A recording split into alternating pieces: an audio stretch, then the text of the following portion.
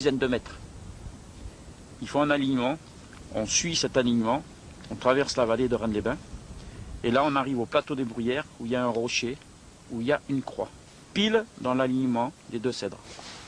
J'ai traversé la boussole, j'ai mis beaucoup de temps, puis beaucoup d'échecs avant d'arriver au but, mais j'étais persuadé qu'il y avait effectivement quelque chose, soit un cèdre ou une croix. Donc j'ai trouvé une croix.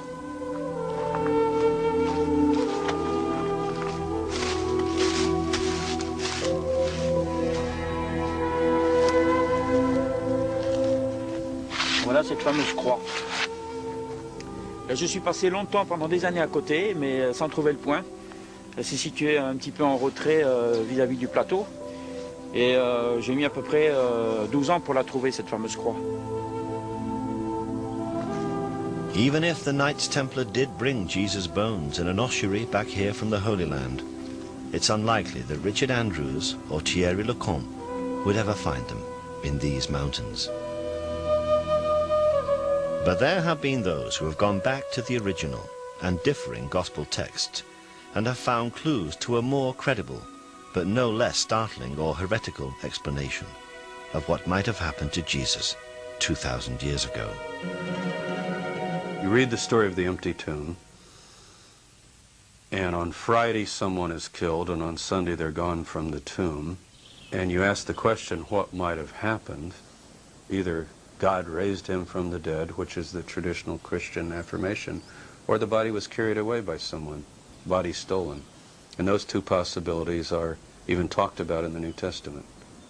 According to Matthew, the Jews who were hostile to Jesus' followers claimed that his disciples had stolen his body out of the grave and then pretended he was resurrected. While the enemies of Christians immediately came up with conspiracy theories to explain the resurrection, the stories told by the Gospels are very down to earth. They describe how Jesus was alive again. He ate, he drank, and Thomas could touch his wounds. It's therefore perhaps not surprising that people who have always looked for natural explanations of miracles have suggested that Jesus was alive because he didn't die on the cross.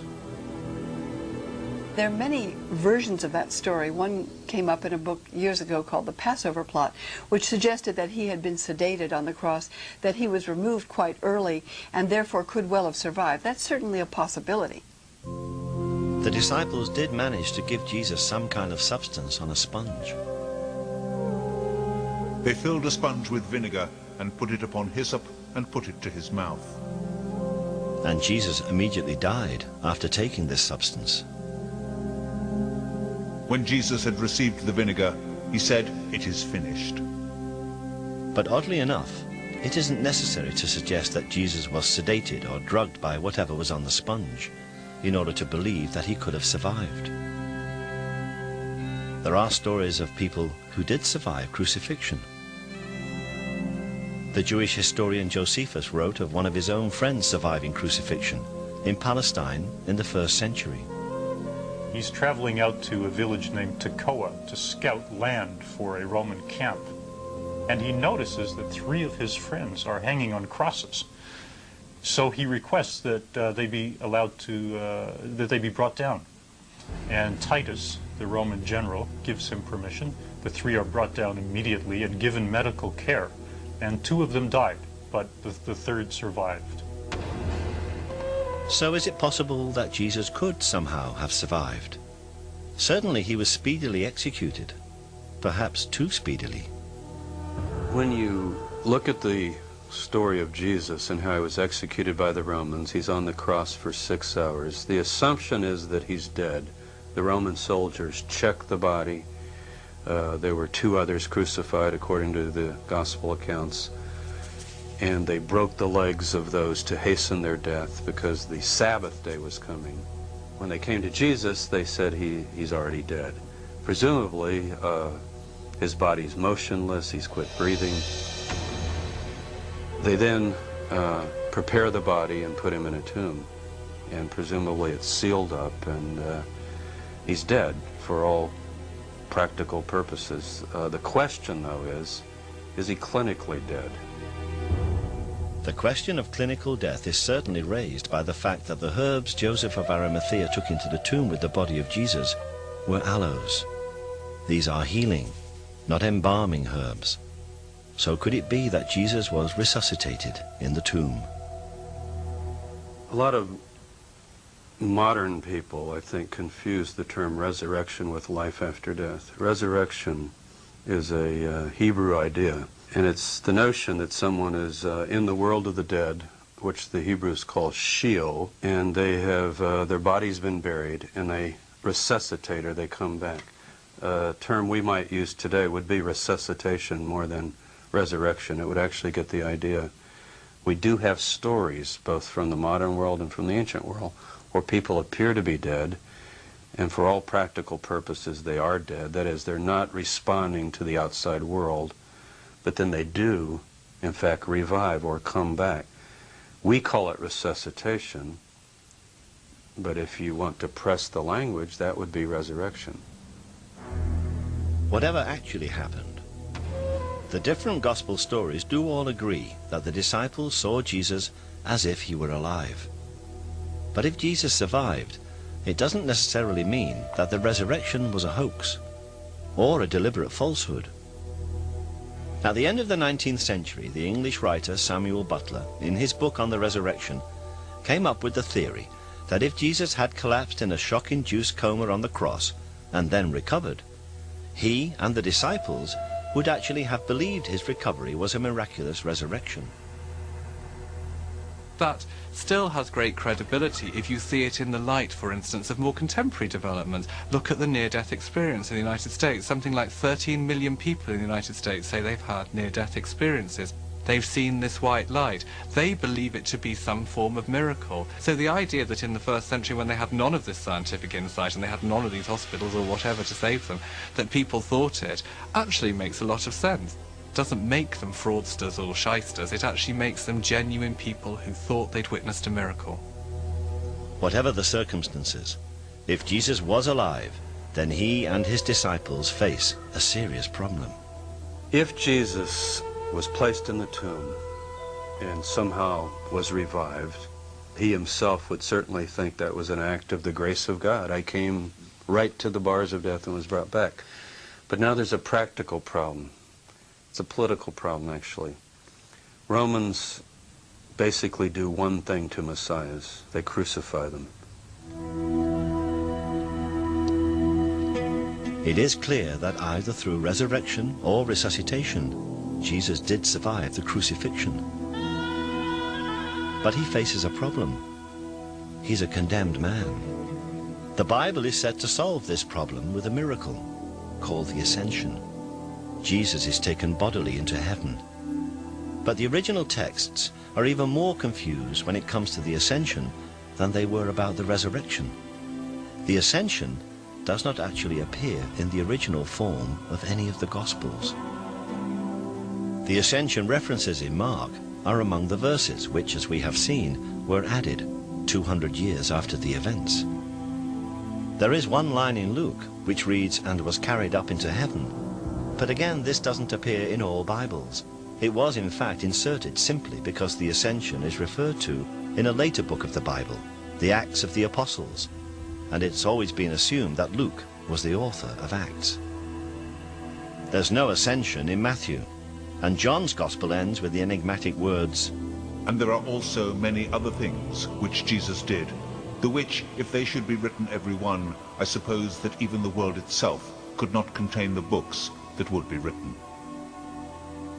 So what were the many other things that Jesus did? One of the stories that emerges from this question depends upon another heretical idea, that Jesus' relationship with Mary Magdalene was a very special one, perhaps even a sexual one. If you read John's Gospel, the first person who saw the risen Christ, i.e. the first Christian, was Mary Magdalene. So I think when the church tries to sideline the idea that Jesus had relationships with women, that he had close relationships with women, it's laughable, really. I mean, it's part of this problem that they always say that that the thing that non-believers find hardest about Jesus was his divinity, and the thing that Christians always find hardest about Jesus was his humanity. I mean, he was a man.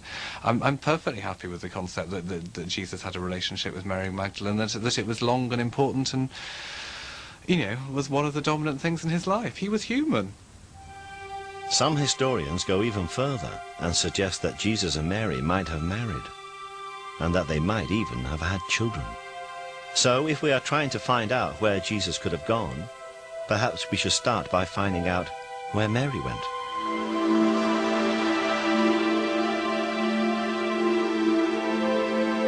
There is a tradition that some years after the crucifixion, Mary Magdalene came to the Camargue region of the south of France.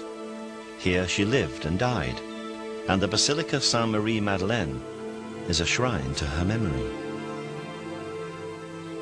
This was the center of what became known as the cult of the Magdalene. The cult of the Magdalene was very powerful in France up until the Middle Ages. The faithful wanted to believe in a mother figure, and the church were very anxious that they should not believe in Mary Magdalene as having been a mother figure for obvious reasons, which were that she might have been the spouse of Christ, that she might have had his child, that she might have produced a bloodline. The local legends describe how Mary Magdalene came here with her brother Lazarus and her sister Martha and a few companions. Perhaps then, if the relationship between Jesus and Mary was as close as some sources suggest, one of those companions, traveling incognito for fear of arrest by the Romans, was Jesus himself. Jesus could have taken ship at Caesarea or one of the smaller ports up the Syrian coast, and he could have left for another life. And he could well have arrived, as a lot of people believe, in this part of France and begun a new life. He could even have brought his family with him. So these stories could have a historical foundation.